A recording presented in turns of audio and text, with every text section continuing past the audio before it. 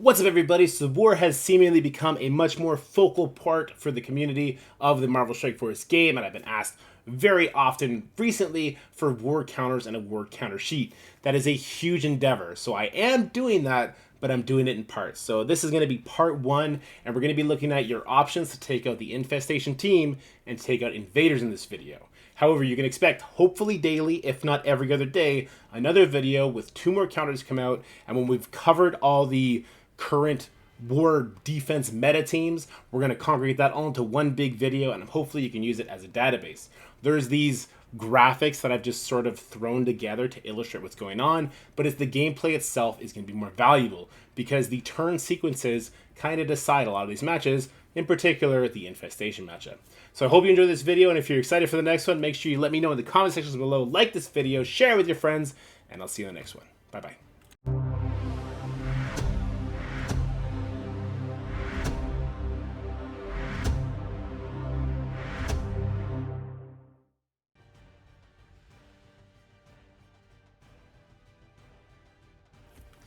The Infestation team was recently added to the game to be the #1 war defense team and pull your Knowhere Counter. However, this isn't super efficient, as Knowhere are one of the only teams who can possibly beat Gamma on a one-shot or take out Apocalypse Darkhold on a one-shot. But we should show them in action. The Knowhere team are set to be the hard counters to Infestation and can do so on a big punch-up. Here we are in game, about to do a 470k punch-up. You'll notice that my Knowhere team is very big, but this Infestation team is much larger. This Infestation team is completely maxed out. 7 red stars, gear tier 18, ISO 5 on every character except for Spider-Man Big Time. Spider-Man Big Time is a measly 4 red, 4 yellow, gear tier 18, ISO level 5. Now the reason this counter works so well is simply because of Nova's on-spawn speed bar, as well as his special. It will strip the Spider-Man Big Time and land the stun. It has an amazing amount of focus, so this ability should never miss. After that, you are at the mercy of the other 4 Infestation members. If they choose to hard focus any character down, they can very well die on these big punch-ups. Lucky for you, the majority of players in the game should have their Knowhere team built far higher than any sort of Infestation team. Now, because we got pushed with Nova, he's actually going to be using his ultimate a lot sooner than normal. In the event he's not pushed, you can line up the offensive from Korg so that he annihilates the team. But because we don't have that option, we're going to go ahead and use the basic. The kill order that I like to use for this team is going to be Yellow Jacket into Ant-Man, and then we can go from there.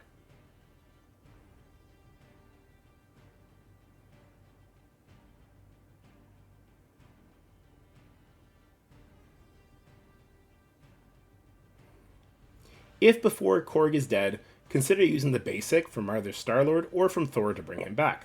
But because Korg is at full life, we're going to go ahead and use the special.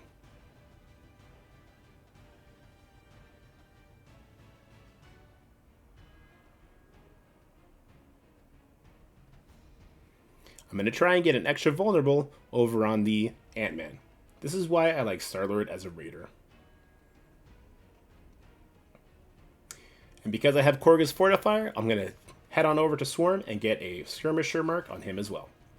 And now we have offense up on our Nova. We're going to go ahead and use this ultimate and erase the enemy team.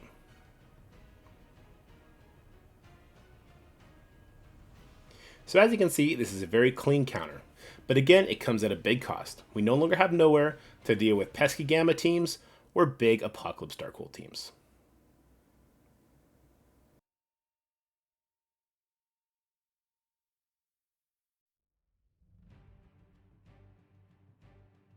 There is an alternative counter to the Infestation team, though it's a little uglier. So with Tangled Web and Kang, we can position our team to take turns before Spider-Man Big Time's amazingly devastating ultimate. You want to make sure you bring in at least one character that's faster than 127 base speed. This is going to make sure our Weaver does not get blind. So with full Tangled Web, Kang, and Yo-Yo, this is going to work. Let's head on in game. The first thing you'll notice is this is not nearly as big a punch-up. So we're actually only doing 230k instead of 450. Now this is going to actually end up looking much uglier than the Knowhere team did. But I will say I have not filled it yet. You also have other options for Yo-Yo. You can go ahead with Hawkeye, Daredevil, or even Morbius. Morbius is my preferred character if you're not using the Dark Hunters for anywhere else, and he's built up to the same level as your other characters. He has the highest base health. It's important that the character you bring in with higher speed than 127 has good health, because if the big time one-shots that character, then you're no longer going to be able to avoid the blind on Weaver. Yo-Yo's a good shot here because she does spawn in with defense up. The opening abilities used in this matchup are extremely important. You definitely want Knowhere to be a skirmisher, and you want to use the special on Yellow Jacket. Yellow Jacket, in my opinion, is the hardest hitting character on the Infestation team, and with his special doing 30% of your max life, you can quickly find yourself in trouble if you leave him unchecked. The next character to take a turn is going to be Kang. I've heard that without the Black Widow passive, there's a world where Kang doesn't get to actually take a turn before Big Time does. That's not the end of the world. You'll still win, so I don't want to spend too much time on that. If Kang uses his basic here, he's going to get a lot of speed meter. If you use your special, you're not going to land any slow, and it's going to get flipped by Big Time. Another thing that's super important here is we never hit Spider-Man Big Time before 2099's first turn. If you do that, 2099 will go after Big Time, and because he goes after Big Time, he will have his energy stolen, and you will not be able to speed up Weaver, and you will lose this matchup. So let's use the Kang basic to make sure we don't do any splash damage, and also to make sure that Kang gets as much speed bar as possible. After that, we need to use the Knowhere Ultimate or the Knowhere Basic. If Yellow Jacket happened to be positioned where Swarm currently is, I wouldn't be able to splash damage him. So I'm going to emulate that by heading on over to Swarm and using the Ultimate here instead. Next is 2099.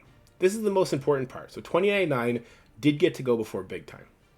With him, we're going to target the third Infestation member that currently does not have a vulnerable.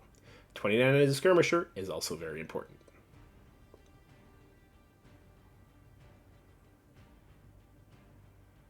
Spider-Man Big Time now takes his turn, and as you see, there's a blind on Yo-Yo and a blind on Kang, but no blind on Weaver.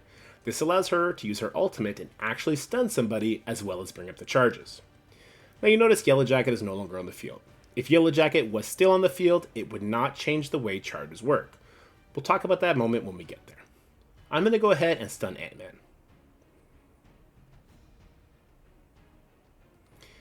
It's very important that we avoid attacking Big Time, as that just feeds him 20% speed meter from his passive. There's no reason to go for him, as he's not super dangerous after he's used his ultimate.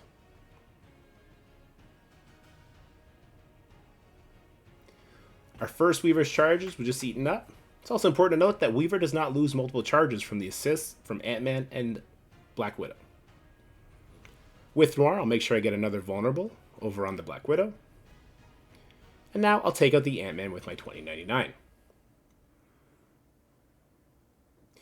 We now have our second turn with Kang. We could use the special here to give slow and give ourselves offense up. However, the enemy already has slow and we have disrupts. We will not get offense up. We might as well use the basic. Let's use it to take out Black Widow.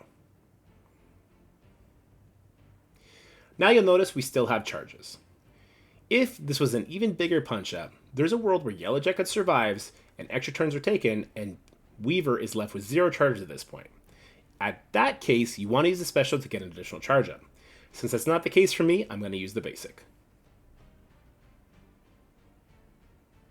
We continue to attack anybody not named Big Time Spider-Man.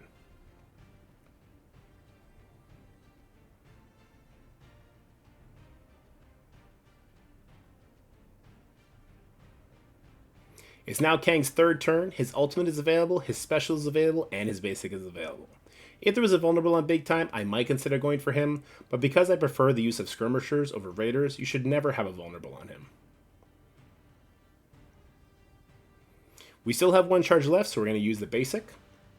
Storm is now gone, and we're now in a 5v1.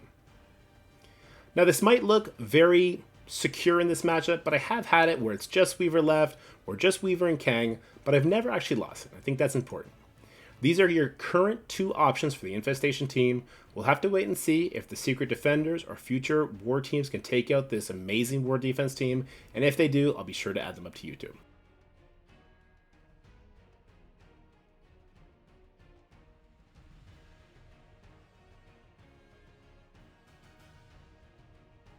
The Invader team is actually a very tricky war defense team, especially when paired with Captain Sam. Mostly because this team is a raid team and scales exceptionally well. If they're used in the next raid, you can expect to see this team only get bigger, which causes issues with some counters. Luckily, we do have some amazing counters to use.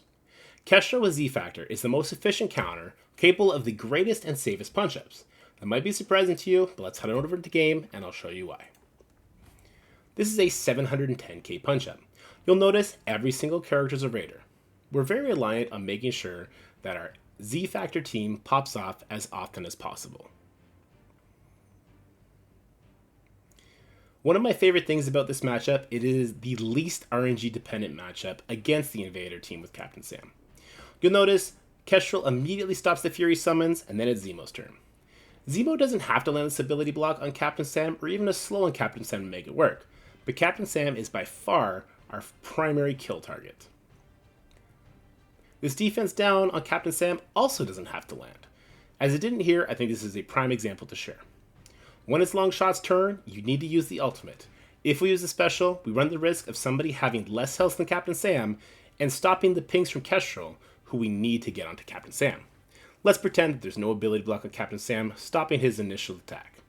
So we use the Longshot ultimate, and then we're going to use the Polaris pull-in. Now we want to pull in on Captain America World War II. This Captain Sam, especially if he's very big, is very tricky to reposition. So if we position near him, we don't have to worry about it as much. And as you can see, Captain Sam is now about to take his turn. But luckily for you, Scopely forced you to build up Kestrel. So like me, you probably have a gear tier 17, though I have her gear tier 18, with high red stars. Now we're going to use a special. The best part about Kestrel's special is it cannot be blocked. It is going to do insane damage to the Captain Sam. This is another reason why we have Kestrel as a raider. She's going to get nice crits, feeding that X-Factor team even more. Now you'll notice that the X-Factor team laps the Invaders. We'll continue to use our AoE attacks, stripping Deathproof and causing Kestrel pings to take the enemy out.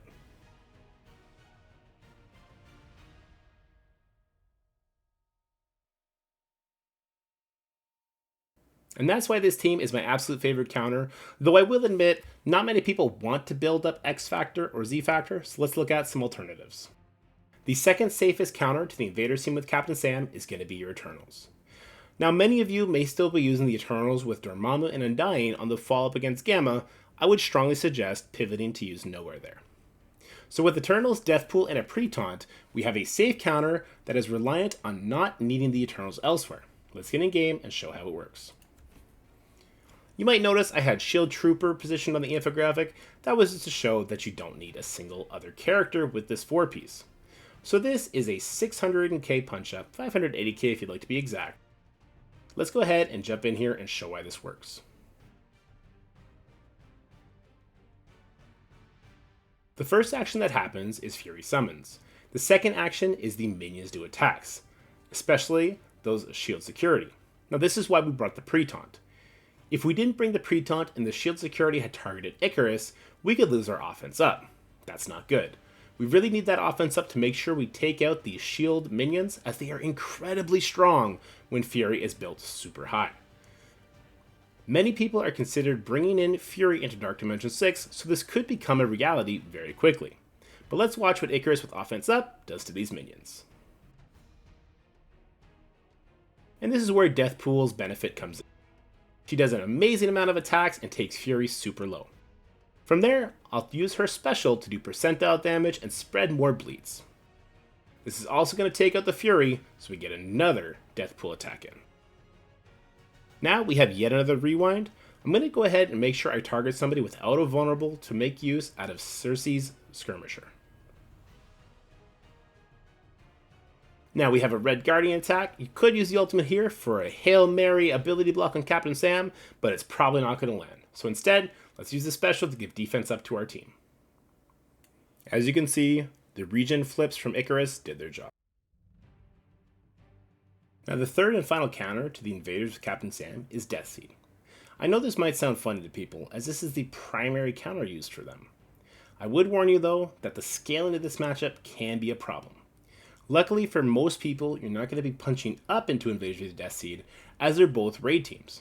More often than not, you're actually going to be punching down because of the Apocalypse Saga's influence on your Death Seed size, and just because of Death Seed being more valuable in other modes. Let's go in game though and show a punch up and how it can be a little dangerous. We are now attacking the exact same invaders we were facing before. This is only a 200k punch up, so it is relatively the closest matchup we've done in our testing. One of the reasons I rank this one as the third best counter is simply because the other two mechanically have an advantage. Death Seed just has a speed advantage mechanic, but that quickly falls apart if you're not getting kills or if your characters are being taken out too quickly. So just like with Polaris, I'm going to pull using on the Captain America World War II, and that's going to make sure we don't get screwed over by Captain Sam not budging. One thing that can be scary is if Fury summons in 2 shield securities and they target the same character, you can quickly have your 5-man team become a 4-man team. The next thing you want to do is take out one of these characters for sure. The special is nice because it gives offense up, but the ultimate is better because it's going to give you energy. This allows your Dark Beast to use his special, which will make sure you have defense up on your team to survive a large invader onslaught. So let's use that special, giving ourselves defense up.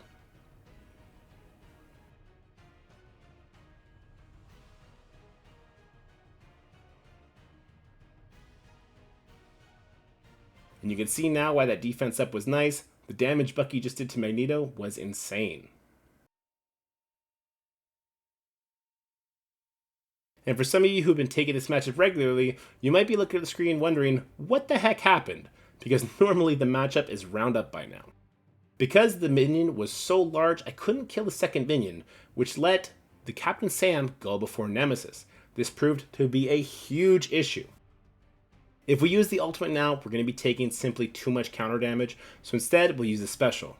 This will give speed up to any Death Seed members that happen to have had it stripped off, and it's also just going to make sure Nemesis doesn't get counterattacked too much. Now we'll use the ultimate. This is going to clear that speed down off of Nemesis. This is also going to take out the shield security, giving us a little speed bar advantage. I'll continue to take out these minions to force more speed bar. There goes the operative. And now we have the ability to go ham. Archangel's abilities cannot be counterattacked, so make sure you get that offense up, targeting everybody.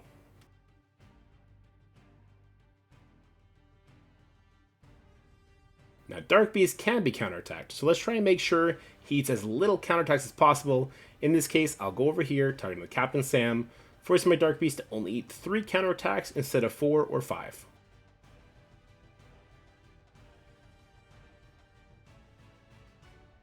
Now with Nemesis Ultimate's going to hit everybody, so let's target this Fury and try and get that very dangerous character out of the way as quickly as possible.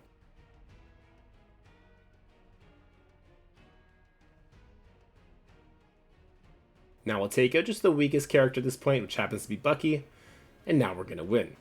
Now this looks like a very clean kill, but I would warn you that I've done many matches that have led to a loss in war practice. This does not take into account all the benefits that enemy teams get in live war.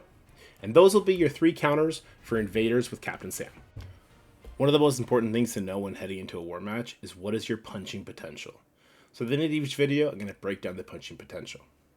For the Infestation team, it does appear that you can punch up upwards to 500k with Knowhere, and with the Tangled Web Kang team, I wouldn't suggest going much over 100k. For the Invader punching range, it seems like Kestrel Z-Factor can punch up the highest, a comfortable 500k. The Eternal's Deathpool seems to be just around the same kind of efficiency at another 500k. Death Seed after that, only about 100k, but once again, it's going to be rare that you see an Invader team higher than your Death Seed team. I hope this video helped you, and I hope you have a great day. That's it for the video, guys. I hope you enjoyed it. If you did, make sure you like, share, and subscribe. Stay happy, healthy, have fun, and I'll see you in the next one.